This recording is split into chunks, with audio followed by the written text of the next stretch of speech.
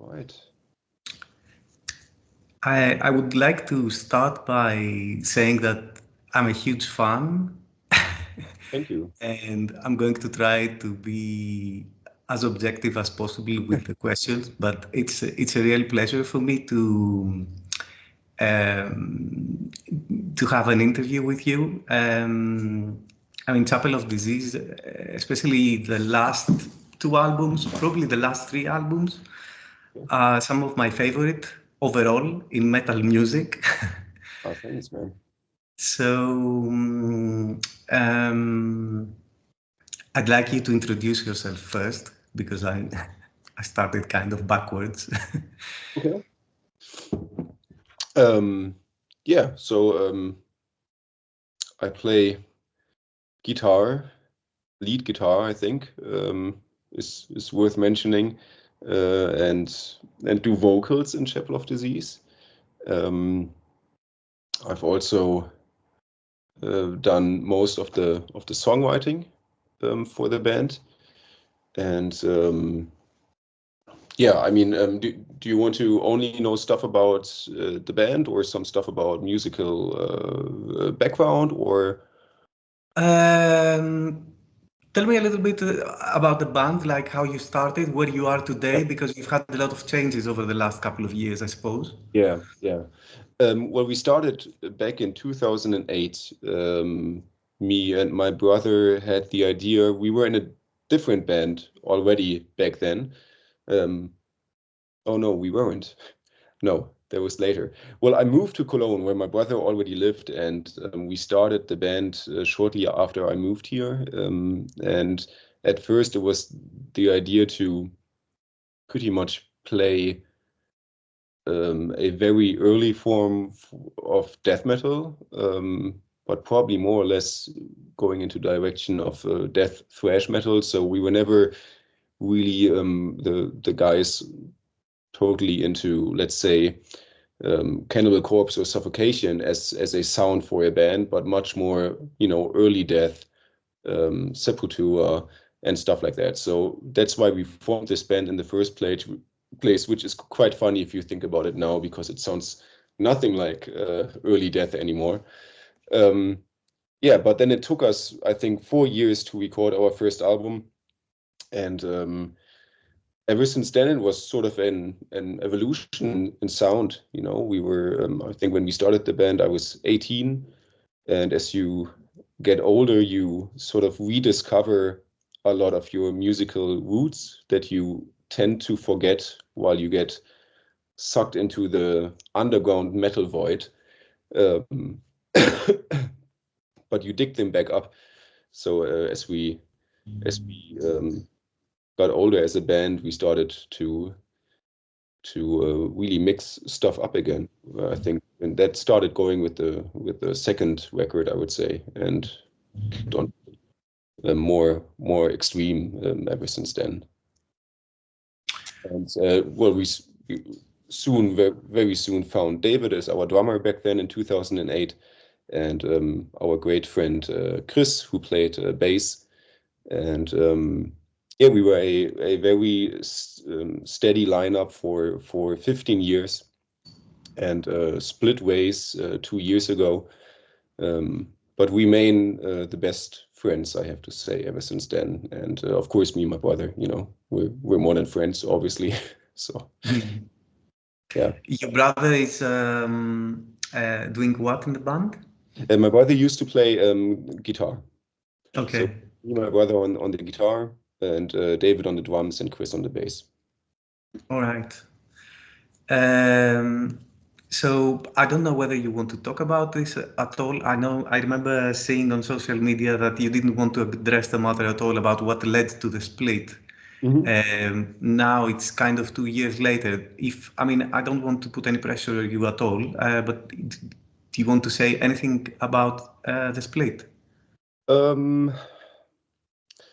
well, without going really too deep into it, I can really say that it may it may sound weird at times, and it may sound like something people will just say, but the split really was a thing that we did as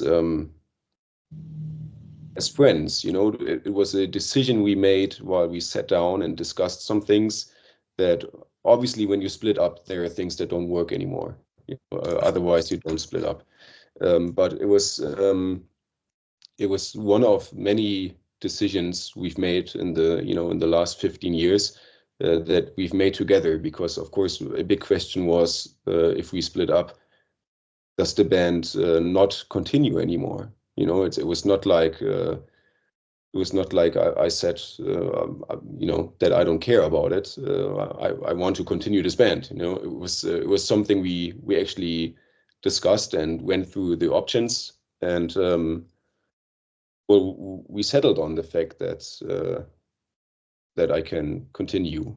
The reasons behind the split, you know, I always think it really is best to keep it between ourselves, you know. And yeah, I mean, the most important thing about that whole story, and even now or 2 years afterwards, I'm very glad it worked out, because the most important thing is that it worked out on a human level between the four of us. You know, that no one got all too hurt in the process of it, and that we can still hang out together.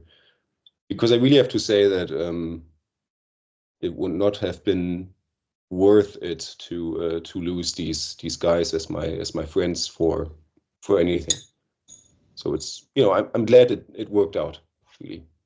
It's actually very nice to hear, you know, for people that have been together in a band for so many years, and they're also friends, that you know, there's no bad blood after a split. Because Yeah. I mean, situations change, things happen, people want other different things. Right. Yeah. It's kind of a process, but I'm also very glad that the band is continuing. I mean, from my understanding, you were still all together when you recorded Echoes of Light. Right. And that's why I find that, you know, there's it's a natural follow-up to the previous one with a very long title. Yeah. Um, so it didn't feel awkward to listen to. But it was much of a progression. You know, it was much. I found it to be lighter, with more clean vocals, a lot of gorgeous lead guitar. I mean, Mhm. congratulations! Like, really, there's nothing else I can say. It I was was, talking to a friend of mine, I think, and I'm being really honest here, like a month ago or 2 months ago, and I'm saying, like, the guy who plays lead guitar on Chapel of Disease, no one plays like that in metal music right now. Like, from the modern,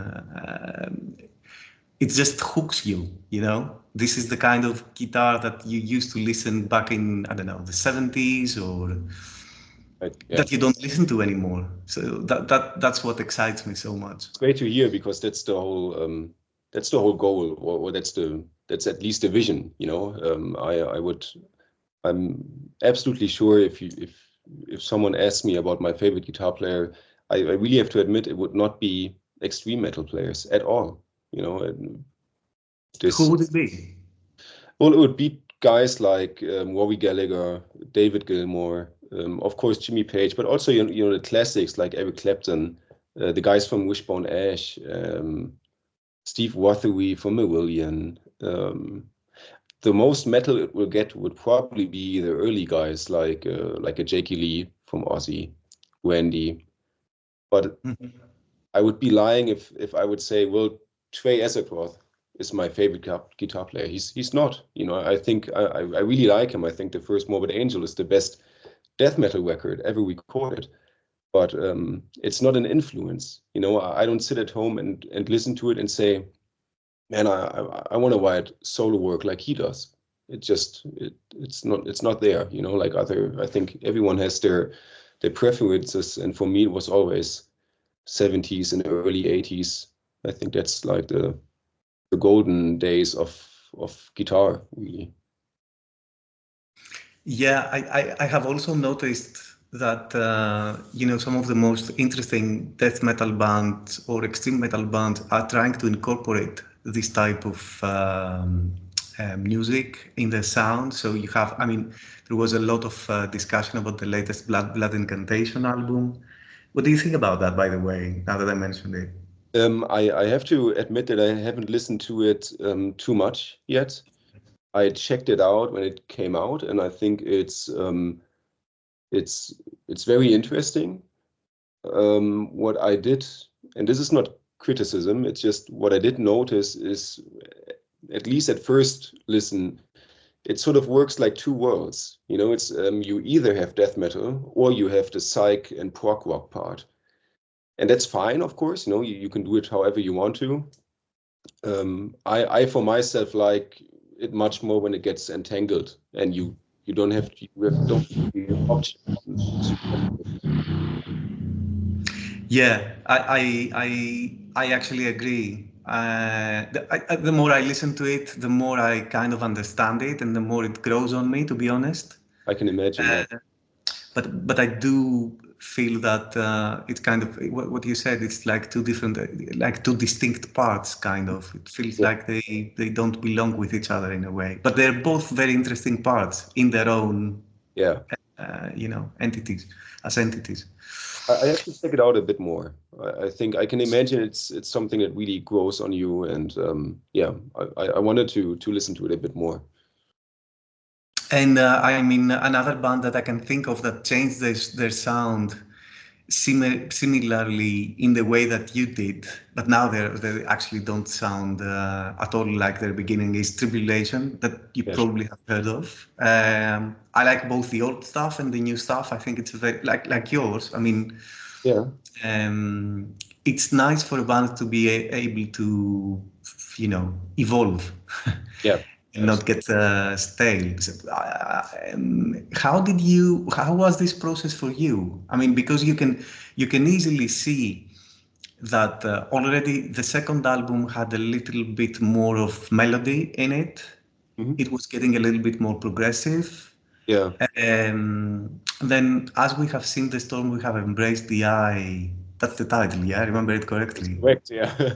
Yeah, well, it's actually one of my favorite death metal albums ever. Okay. I've said it, I've written it in the website many times, and I'm a guy that bought Altars of Madness the day of its release. Yeah, I'm old, so I know a lot of death metal. You that So old? yeah, I am. I don't look it, but I am. I was actually very young then when I think I bought it when I was 13, so it kind of blew my mind in a way. So and that had a lot more melody, a lot more hooks Yeah, yeah. to Echoes of Light. So the question is like, how was that process for you? Was it? What did you think? Because you said that you do most of the songwriting too. Yeah. Well, I think there's two things that really had something to do with the progress from Summoning Black Gods to, I would say, to And As We Have Seen the Storm, because The Mysterious Ways is like your typical record in between.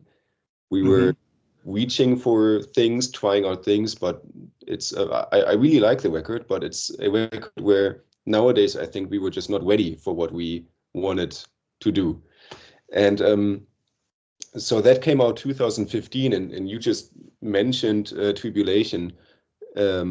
And I think those releases of that time had a lot to do with it, because really for us it was like a certain time. There was Tribulation, Formulas of Death coming out, and I think Formulas of Death, it's my favorite Tribulation album by far, and it was Yeah. it's incredible. When it came out, it was so unique. I remember I listened to those sort of singles, the songs they released first, and I thought it was horrible. I thought, what the fuck are they doing? The Horror was such a great death metal record. And at first I hated it.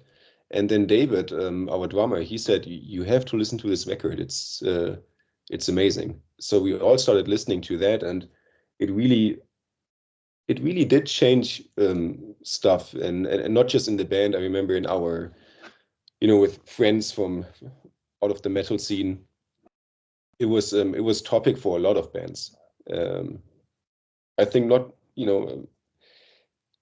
it's interesting because Tribulation, they managed to achieve something which is great for them as a band. As soon as a band changes their sound, coming from a metal perspective, the first thing you will hear from people not liking it is, "Ah, man, you're going the Tribulation road, and you sound like Tribulation now." And it just speaks for them because they've become like this symbol for metal band mixing stuff up. It's the first band that will get mentioned, and it's sort of true. For a lot of bands, Formless of Death was a record that changed the view on your own band. Because you thought, well, you're a death metal band or you're a black thrash band, but suddenly you realized, well, I can just fuck stuff up and do a lot of different sounds. And then that whole time, of course, it was Tribulation, it was Beast Milk, it was In Solitude with Sister coming out. The years before, you had Devil's Blood, that completely, out of a sudden, people that were only into black metal were allowed to listen to classic rock. So that got some more sounds in the metal scene. So I think the whole time was great for a young band like us to overthink what you're doing. And the other thing was what I said before is, as you get older, when you've probably had this in your life as well, when you're 15, 16, 17, and you go down the metal rabbit hole, and especially like you get into the whole subcultural scene stuff. Out of a sudden, you sort of deny a lot of music that's around it. You like, for example, I grew up with listening to The Police and Pink Floyd, and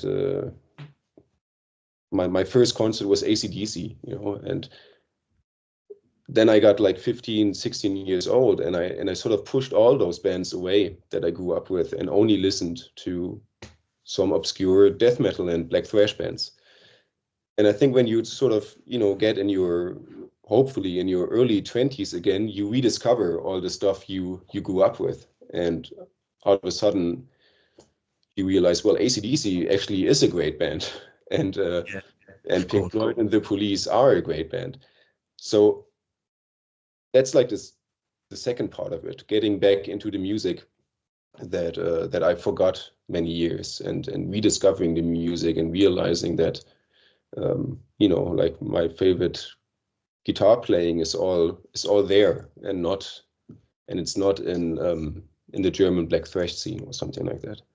So I think that's what happened, like a movement in the scene and rediscovering sort of your musical, and then and then it was very natural. It was not really thinking about the band needing to change. It's just something that happened. I remember it being a great time between Mysterious Ways and the Storm record, because we were just really creative and we didn't think about what may come out of it at all, to be honest, between those two records.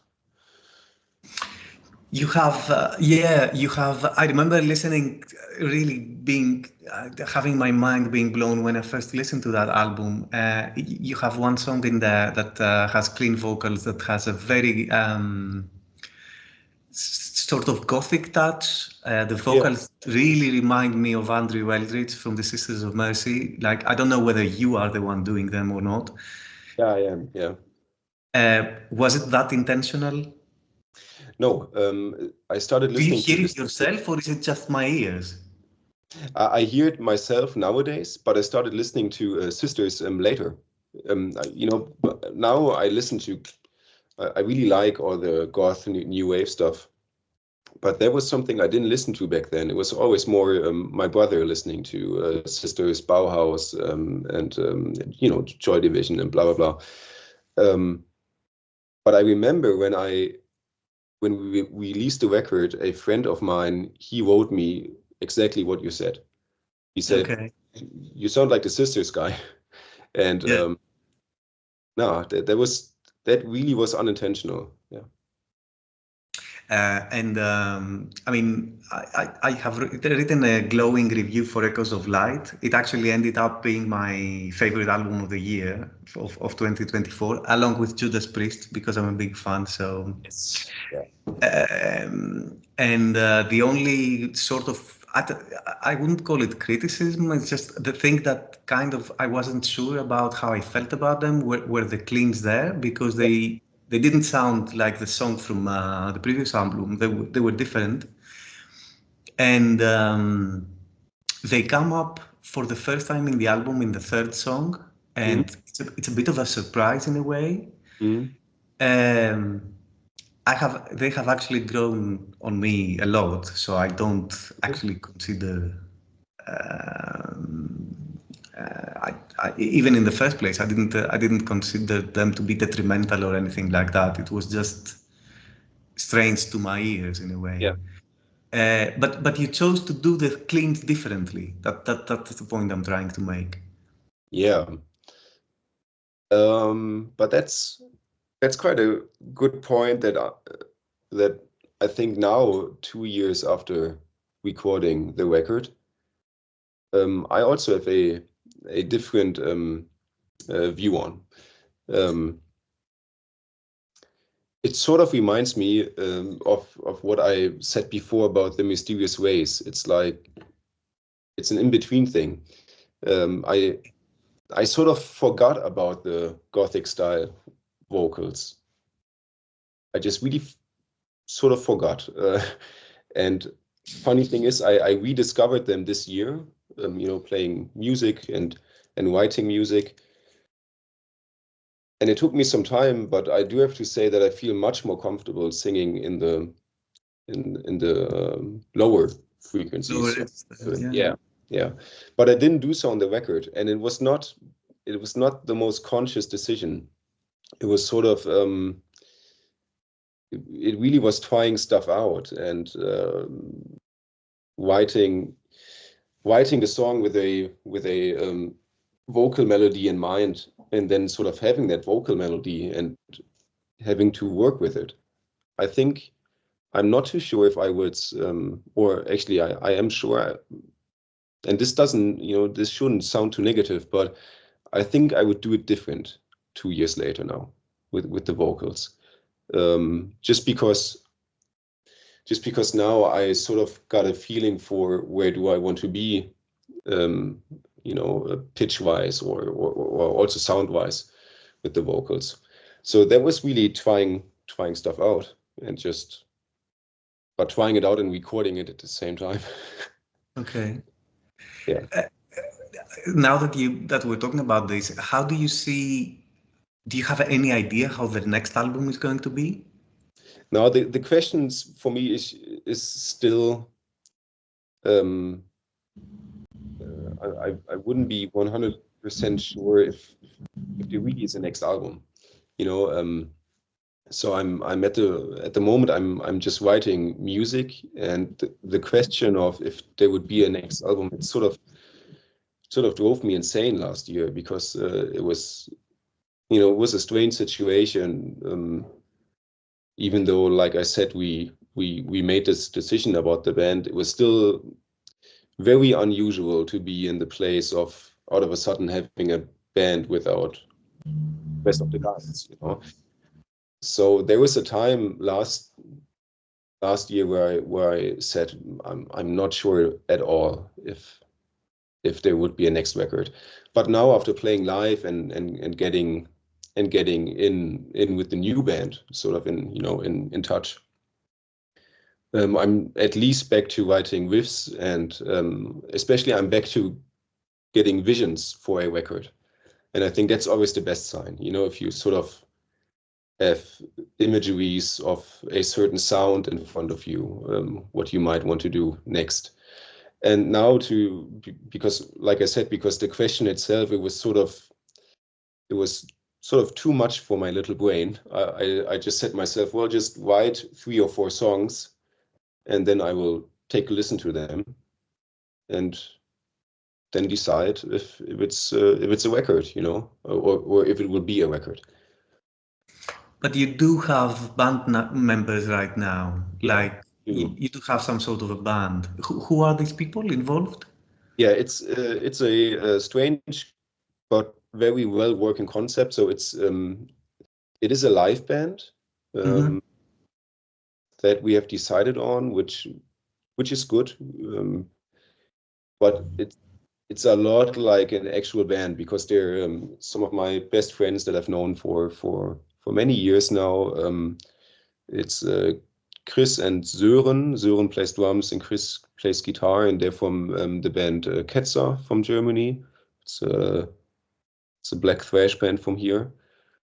And Marco is our bass player, and he plays in a band called Witching Hour here. Mm-hmm. And we've known each other for I don't know 16, 17 years, and so it's great because I don't think I would be the kind of person that would have had fun playing with people I barely know, as you know, just like as like this actual sense of a live band. I think there would be nothing for me to just say, well, we meet up to rehearse and then we play, but we don't really have much to do with each other. That would feel really wrong. So this is a great thing in between. You know, it's a lot like your typical band, but we don't get together and write stuff. You know, that's Yeah, I was gonna ask. So if there's any music new, it's stuff that you write yourself, really, but by yeah, yourself. yeah. That sort of happened during Echoes of Light. So with Storm Sorry. record, all good. With the Storm record, I would write the songs in, you know, in the very traditional way. I would write the guitar riffs, structure them, and then I would meet with Dave, our drummer, and then we'd go through them.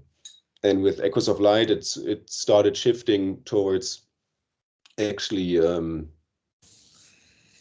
not all songs, but writing quite a lot of the songs on the record, writing them like completely produced out at home. So guitar, bass, drum, drums, and everything. Yeah. So I've gotten used to that now. I think both concepts are legit and have their advantages and disadvantages. But yeah, so that would be how for now it would continue. Do you write the lyrics too? The lyrics we always split between me and my brother. Yeah, Okay. we'd sort of split that up. Um, all right. So it's nice to know that there is a little bit of hope. I mean, you don't have to rush anyway. Echoes of Light only came last year. I'm also against bands releasing new stuff like every year or every, Hmm. you know, It would it's be not. impossible for me. Yeah, yeah, and also I don't think that you can maintain a high level of quality if you feel pressured to, release new stuff every 12 months. I don't think it's possible. I don't think so. Are you tied? Are you tied right now to a label? Like your last release was through Van Records. Do you still have a contract with them? Like, are they expecting, a new album, things like that? That's a great thing about Van Records. We've been with them since the third record, and but there's no deal in a traditional sense. It was just we said yes, and ever since it's been working great. And Sven from Van Records, he doesn't expect anything in any time. It really is it's yeah, it's quite impressive how someone can be that how do you say so loyal to his beginnings, you know, why he formed the label. So he will be the last person to tell you, well, you guys really should release an album now. You know, if we're going to release an album in 12 years, then he will be happy about it. Mhm. And yeah, it's fine. So that's quite great. I mean, it fits to the band, you know, because it's not really the plan to really try anything fancy on a well, you know, like career-wise, you know. There's no plan to say, well, let's do a big tour do the next big tour. It's just wherever it goes. I mean, it's ambitious for the music, and of course, the gigs are well thought out. But it was never the goal to try to get onto Century Media and go as a support band for Cannibal Corpse. You know, if it would happen, great. But if not, it's more than fine. You know, yeah. Okay.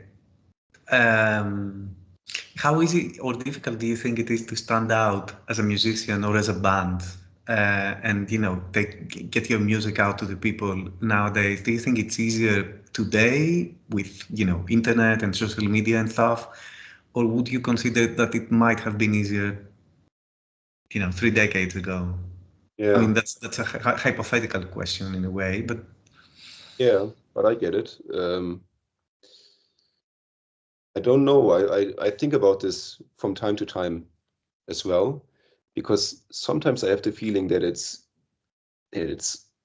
it seems almost easy to gain some recognition in the like the smaller underground scene of metal, but I'm not sure if that's really the case. Um, I think sometimes I really think if there's anything true about what we always like to say, like back then you were still able to make money from music, and now there's so many bands at any time. I'm not sure if it was that much different back then with the amount of bands popping up and disappearing, and some staying and some not.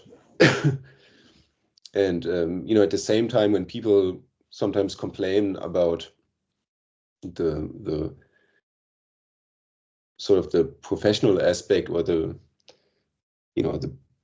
business aspect of music, I I mean, they're the same people that should be glad that now you actually have the chance to get such a wide, how do you say, wide audience through the internet. It all has advantages and disadvantages. I'm not sure about anything of that.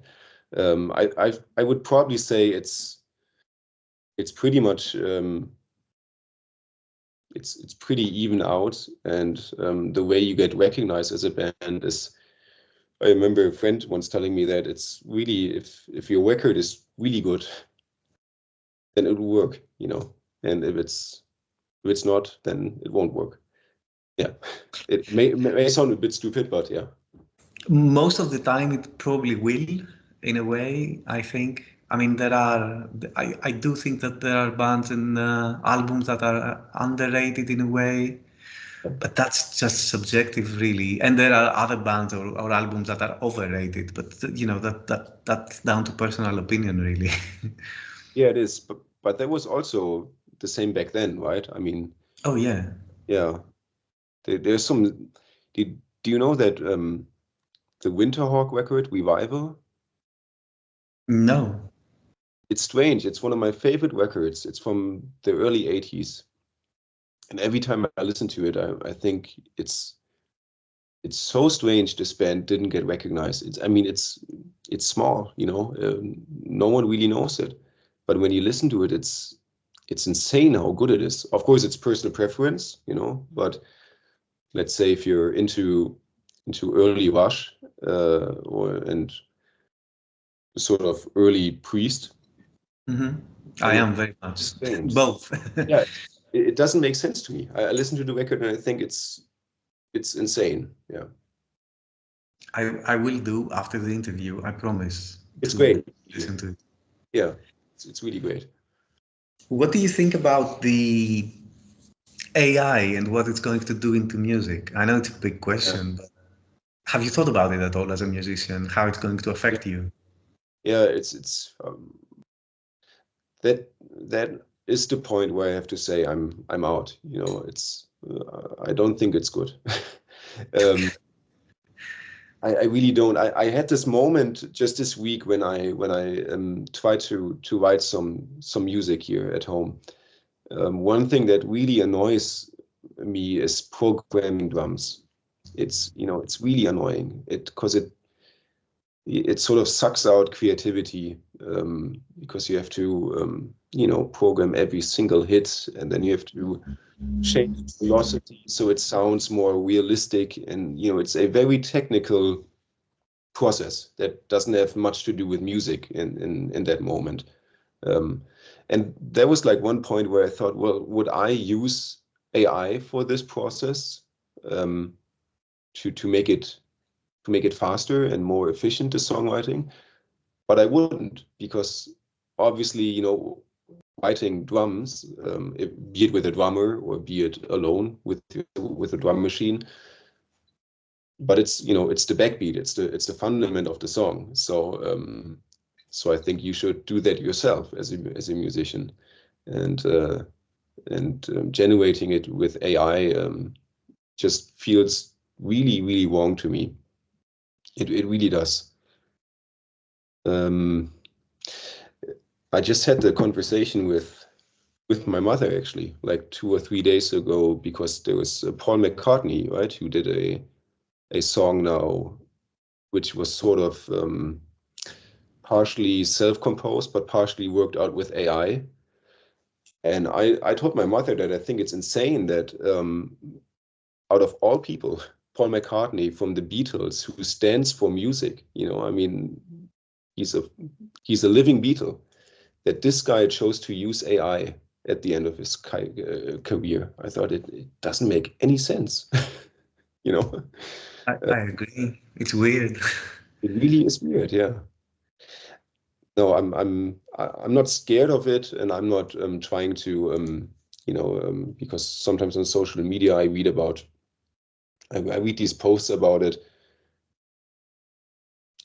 I don't want it for myself, but I do have, in these subcultural scenes, I think bands who actually make music on their own, they will always survive, because it's very nerdy, the scene. It's the same reason why people go out and pay $60 for a vinyl from 1991 or something. It's and the same drive, I think, will keep people interested in actual bands that are not working with AI.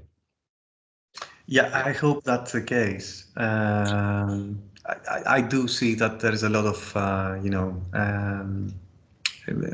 object of voices that object to this artificial thing in music.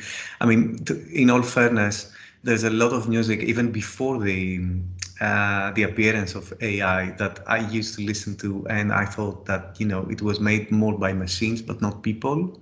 Yeah. Even in metal, but I mean, of course, in pop, it doesn't feel.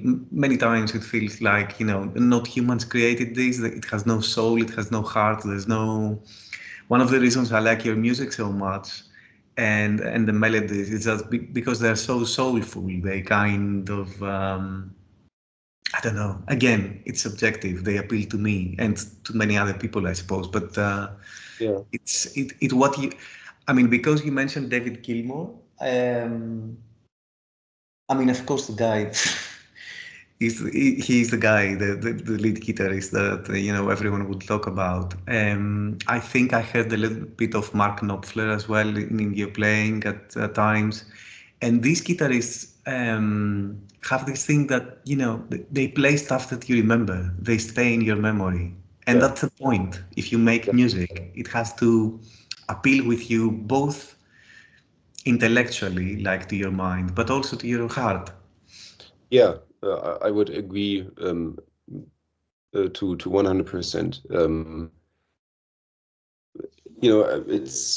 That's probably one of the reasons why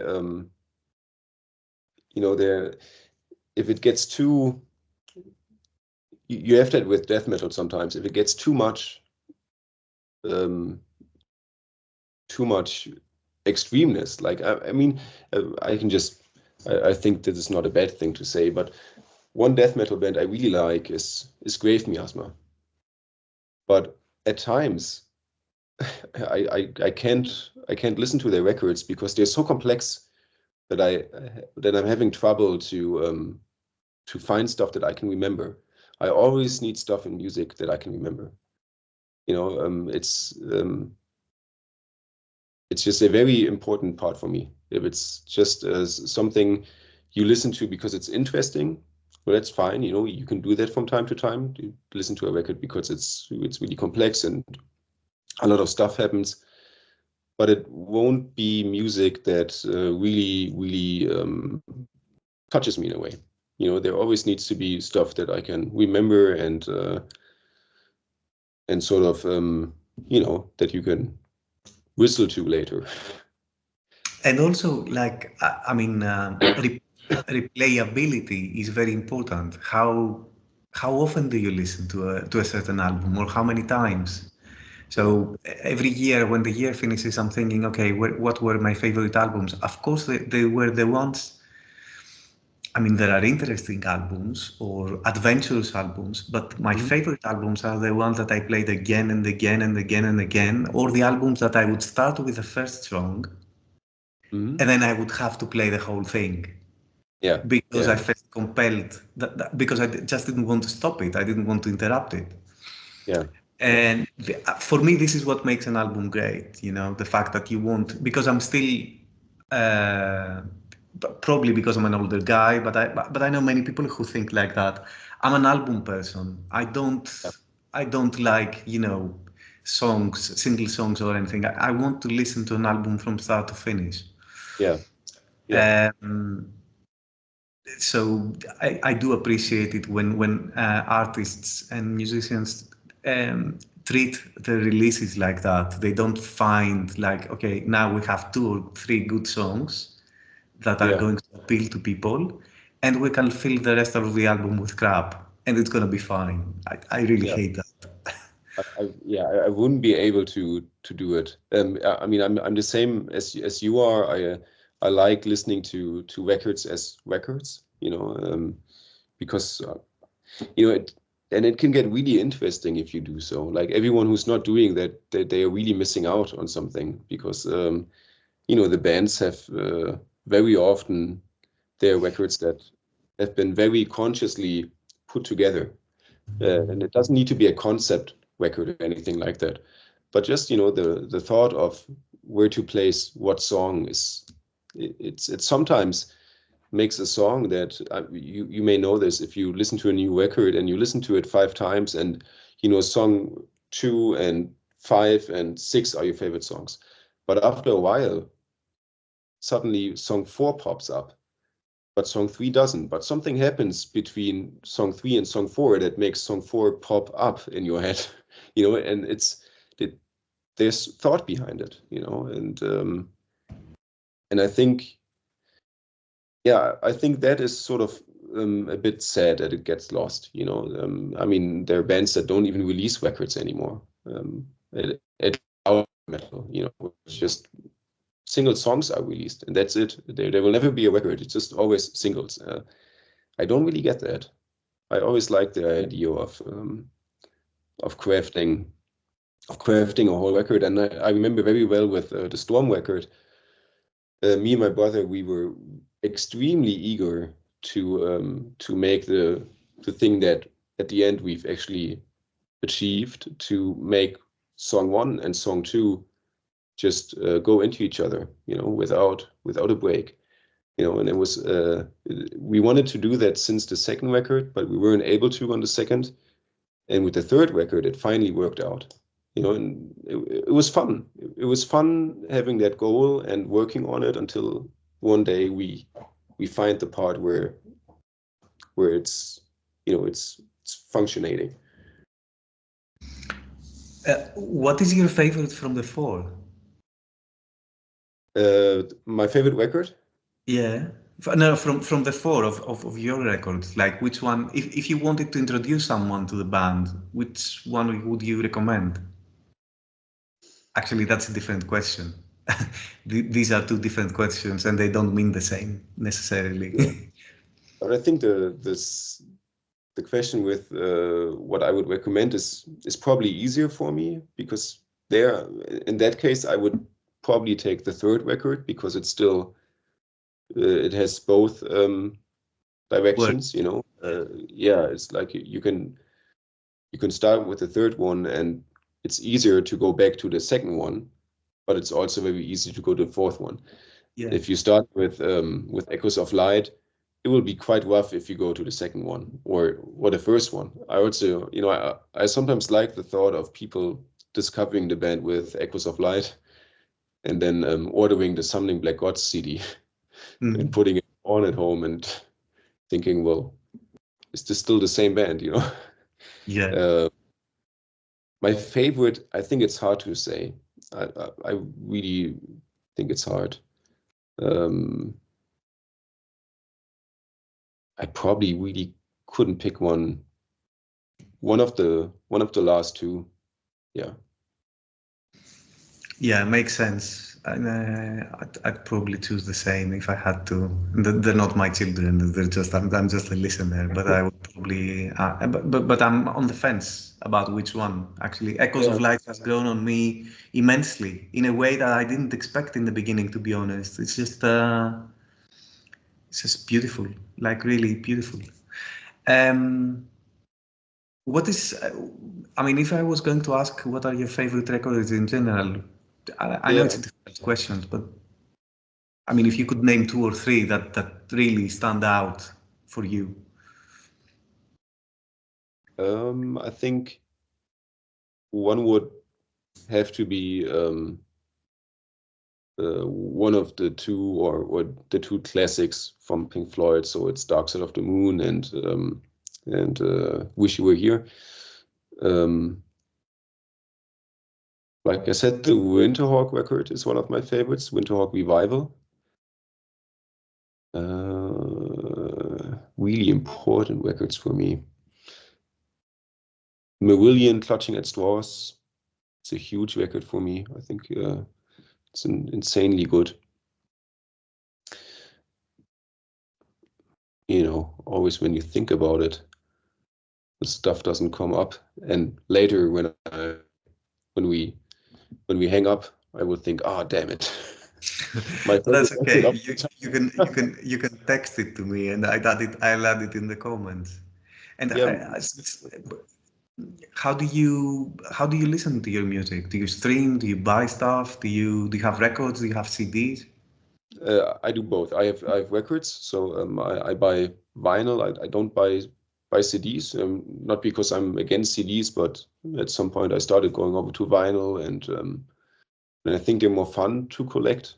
And I don't have a CD player anymore, so yeah. So I buy everything that is important to me, or well, not just important to me. I also buy stuff out of curiosity. But on the way to work, I stream music.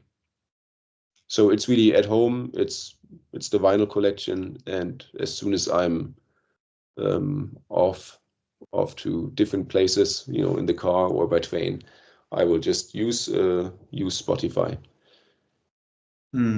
Oh, okay. Which brings me to another question. I mean, is that okay? Are you okay with time? Can I ask a few more questions? Yeah, absolutely okay. Yeah, sure. All right. Yeah. So I'm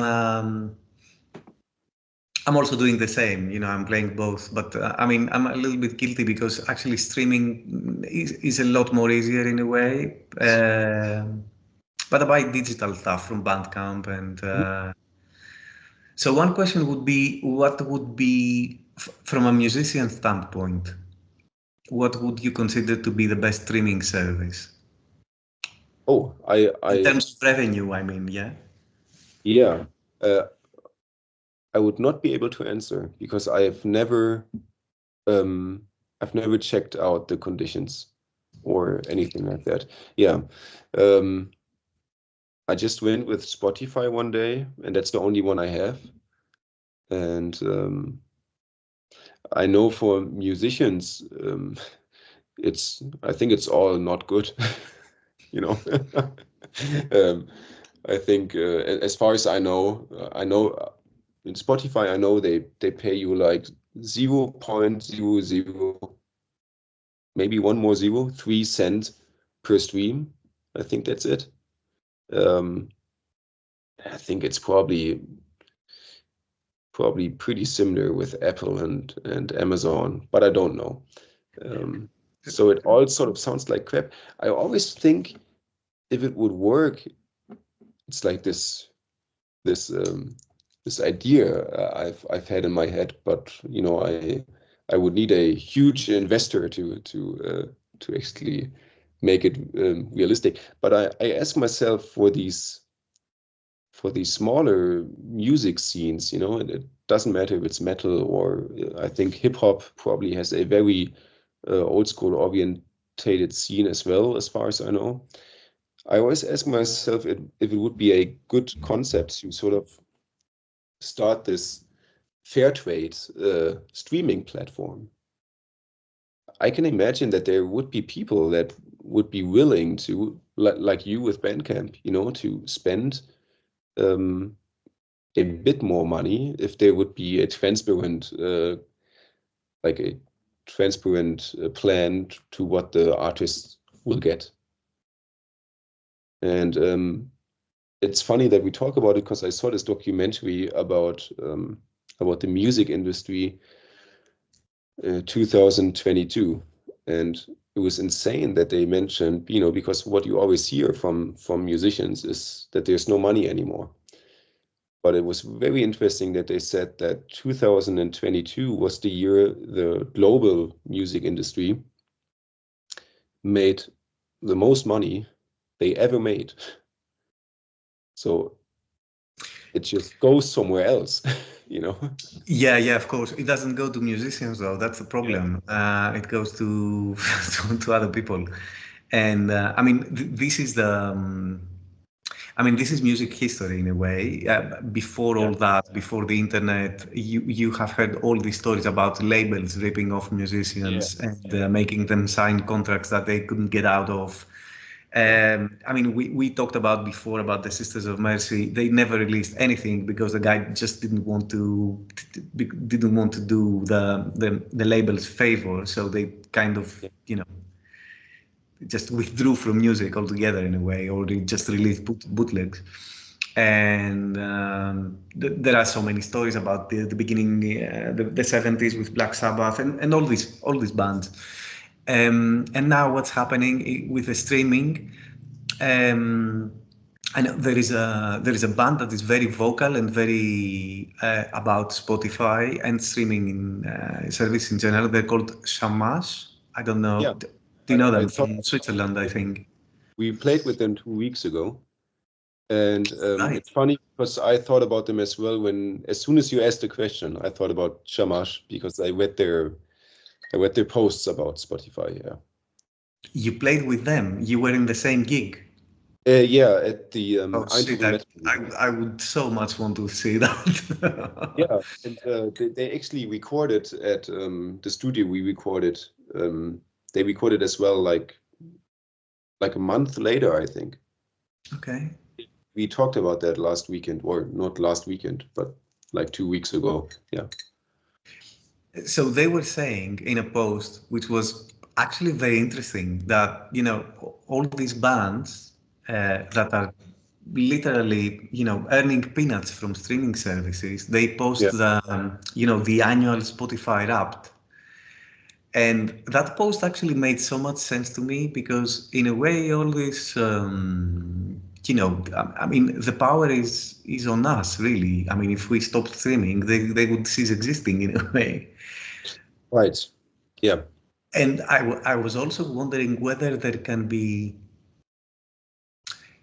I know it's a very romantic idea in a way, but I'm thinking, how much do you have to make, really? How much do you have to earn? Like the 0.000 something ridiculous number of zeros.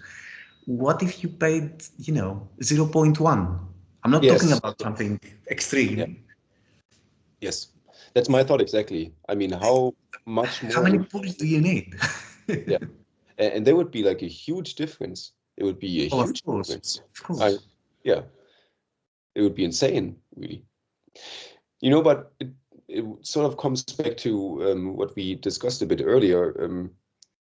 I think it's good to mention the way musicians are paid. but I totally get what you just said. I sometimes think it hasn't changed. You know, if you read all the biographies or interviews from the guys from the late 70s and 80s, they really got ripped off. You know, I mean, badly. They obviously, I think they were treated different, but I mean, you know, you sort of have to separate here.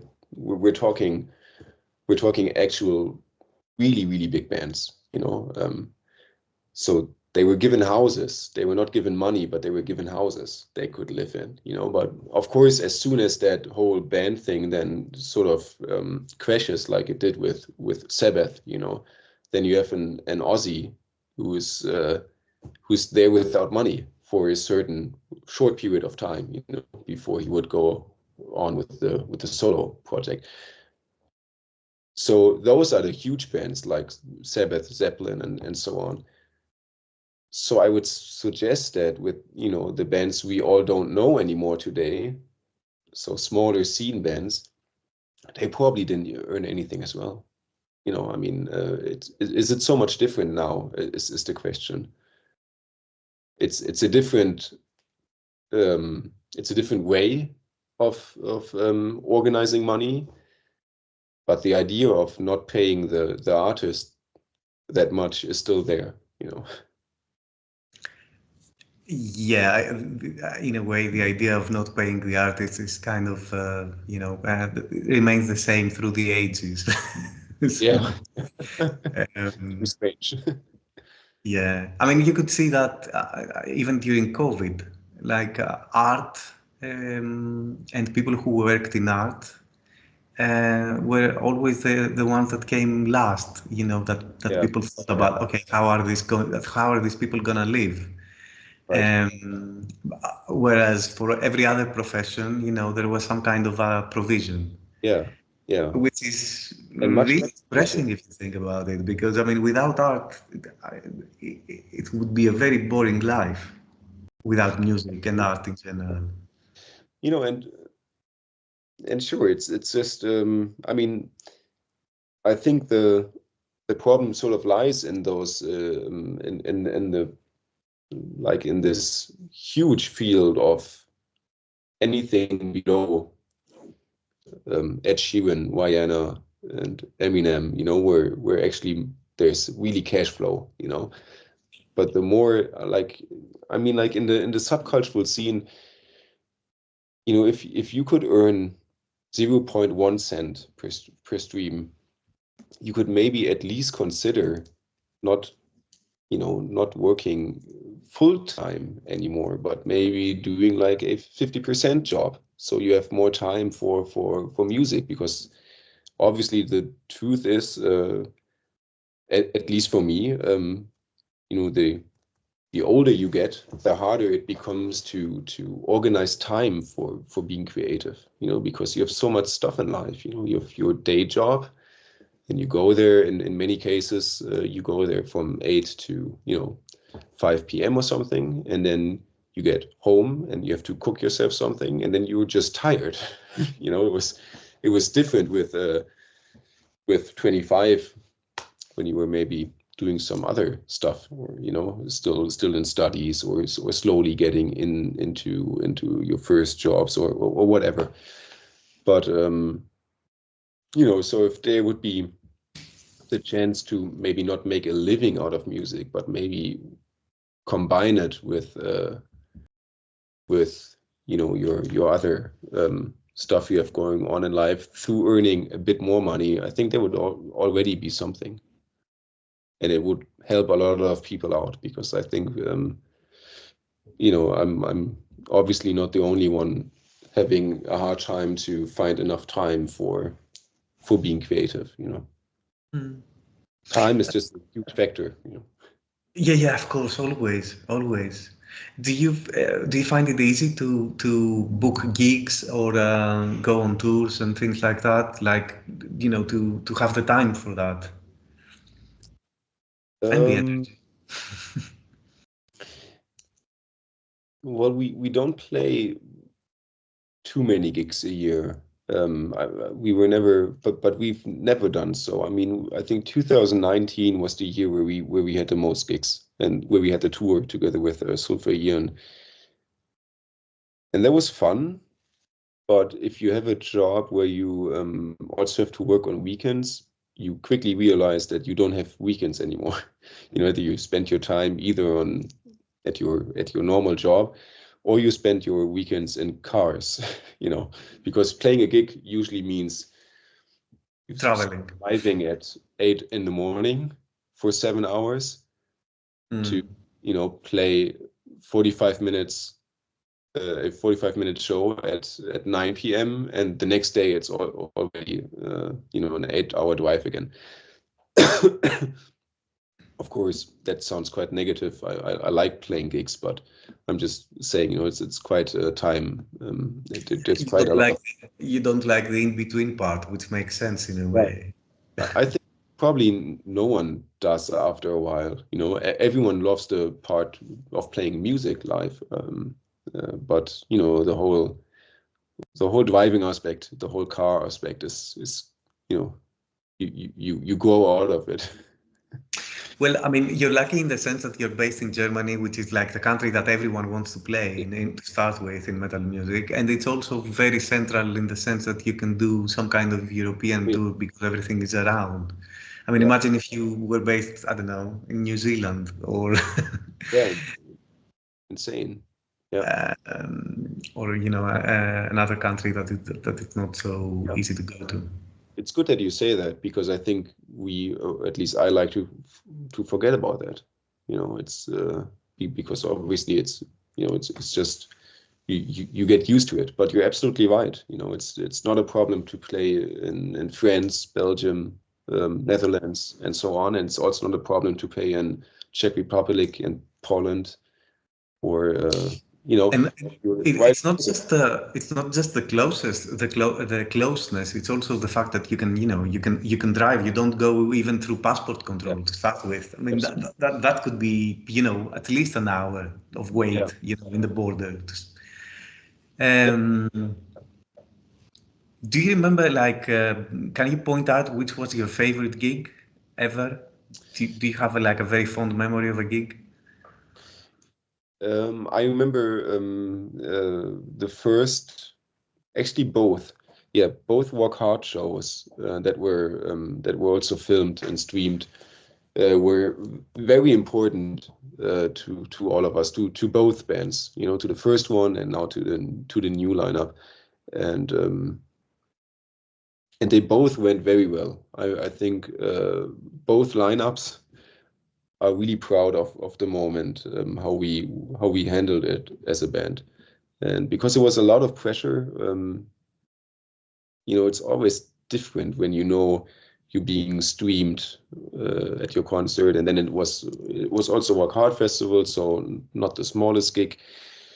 And so those two always come to mind, because I remember just being really relieved during them. It's like sometimes it's strange. I can get really tensed before a show, and then something in the best case, what happens is, by playing like the first 4 bars or the first 2 notes, it just dissolves. That's the best thing that can happen. And at both times it happened at the Walk Hard Festival. It was really going on stage and starting to play, and it just went away. So yeah. Other than that, we played the Grain Crusher Festival last year, which was a very intense show. It was really, it was extremely full. It was really sweaty and just intense. Yeah, I really like club shows, I have to say. So like a capacity of like 300 to 500 is perfect for the atmosphere, I think. Yeah, because you get closer to the people are closer to you. You get the vibe. It's a better vibe in a way. Absolutely, yeah, yeah. How do you see the future of the band right now, in terms of live shows and? Yeah, we're gonna play. Most likely, we're only gonna play 6 shows this year. That was the plan. Due to some, timing issues just this year. There's no deeper meaning behind it. I mean, it's really just organization in this case. And I very much hope to, since there will be even less gigs than ever before, I hope to find some more time to write stuff and to get some clarification for myself where things might go. I do have to say that, there's a lot of stuff really.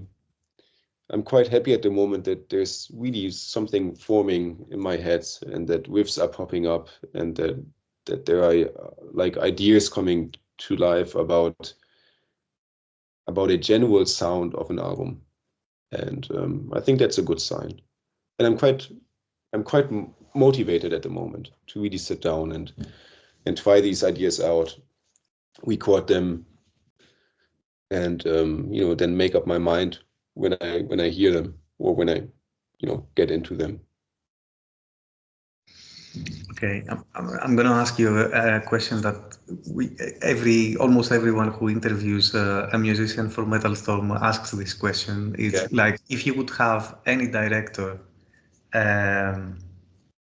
making a video for a song of your band, which director would you choose?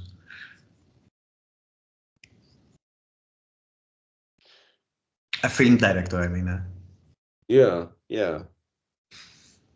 That's something I've never thought about. I would like to say Martin Scorsese, but it doesn't fit the band. Not so much, yeah. Not so much. Maybe just maybe an early Ridley Scott. Okay. Yeah. That could work.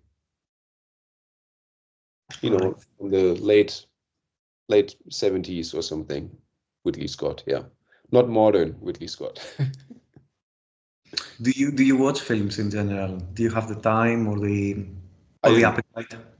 I do. I really, really like watching films. I don't think I would consider myself so nerdy about movies in the sense that I have like a very specific genre. My brother, for example, he's really inside the whole 70s horror exploitation stuff. I'm not, but I really like movies because they do a lot to you, and I'm always fascinated how it works. Like I really can get lost in movies, and yeah. But you do have because I mean, what I notice in people recently is that they lack the attention span to sit through a movie from the beginning to the end. Yeah. No, I don't touch my cell phone when I watch a movie. If I do, I have to scroll back. I mean, I really have to in a neurotic way. Even if I don't like the movie, I would scroll back the time. Let's say get a call and I have to take it. And Yeah. No, but I don't do. I don't get it. That there are good serious. Of course, we can watch, and I used to a lot, but I'm not so interested in them anymore. I tend to go back to movies since 2 or 3 years, a lot more than watching the whole like watching episodes of of something. And even there, I'm quite I'm sort of I'm still amazed by The Sopranos instead of some modern Netflix series, because I think it was there was a different attention to detail, very much movie-like in the beginning of like the big HBO series stuff at the end of the 90s and early 2000s. Yeah, I'm a very big fan of The Wire, actually, which is a very old series.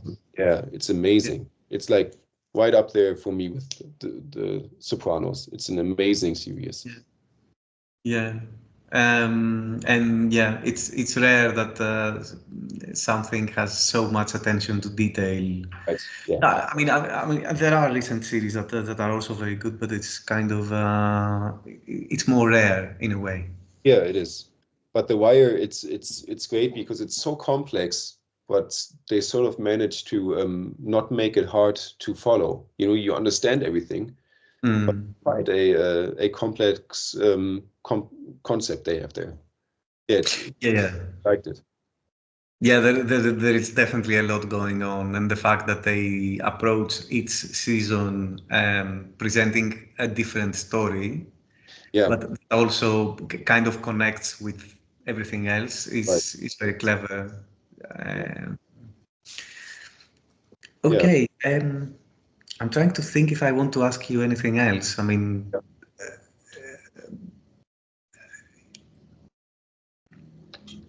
I just wanted to say again that I can't think of another question really. I mean, I will think of many when we hang up, but you know, It's like with the favorite albums, you know. Of like the favorite album, I know.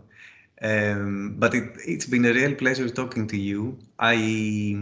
course. I mean, I did want to talk to you just to tell you what a big fan I am. Just for that, I mean, it's enough. And I really hope you release new music whenever you want to release it. But even if you don't, I mean, for me personally, you have left a mark this band has left a mark in metal music, and I think people in the future will, go back to these albums and really talk about it. I really do. That's my opinion. But that's great. I mean, that would be the best thing that could ever happen to this band. Really. I mean, you know, it's what I mentioned earlier about the ambitions. You know, Yeah. like if there was something, or if there is something, it like in the most honest way, it's that. You know, it's not the USA tour you have to scratch from your list. And I'm not, you know, and it would be great to tour the US one day, just to have that, you know. But it's not the drive behind this band. So it's really always like really making the best record you can. Yeah. Yeah. So I don't know whether I'm actually going to post the video on the website instead of a written interview, because I mean, it's going to be a long text if I transcribe it. It's more than an hour. It's actually 70 minutes. That Yeah, it flew by. I didn't realize it, it did. to be Oh honest. yeah. Yeah, it's like, yeah, it's great. I don't know whether you want to say something to the people who are going to watch it, or you Well, know, it's your chance to say whatever you want. if you've made it till here, then you know that's already a thank you. Yeah, It's yeah. to watch this video for an hour and 13 minutes. Yeah. Talking about you know, short spans of concentration. Well, yeah, that's half the length of a Scorsese movie right here. That's true. That's true. That's true. No, yeah. All right. So, thanks again for doing this. I wish you all the best for the future, both professionally and personally. Have a great new year, actually, 2025. The same. Yeah, I forgot already. Yeah. And I hope to be able to see you at one of your gigs at some point. I'm gonna have to travel, I suppose. I don't think you're coming to Greece. The Or to website is the local. international, but I'm located in Greece, so I don't know whether you have planned to visit this country. No, it's still not so far. And we've never been in Greece either. And I personally, I've never been to Greece as well, which is strange because I'd like to go. Yeah. Well, if you do, hit me up. If Yeah. you do come, You even were for a holiday. located where in Greece? In What? Athens. Oh, okay. Yeah. All right. Yeah. So thanks again, and I wish you all the best. The same, Nikos. Thanks a bunch.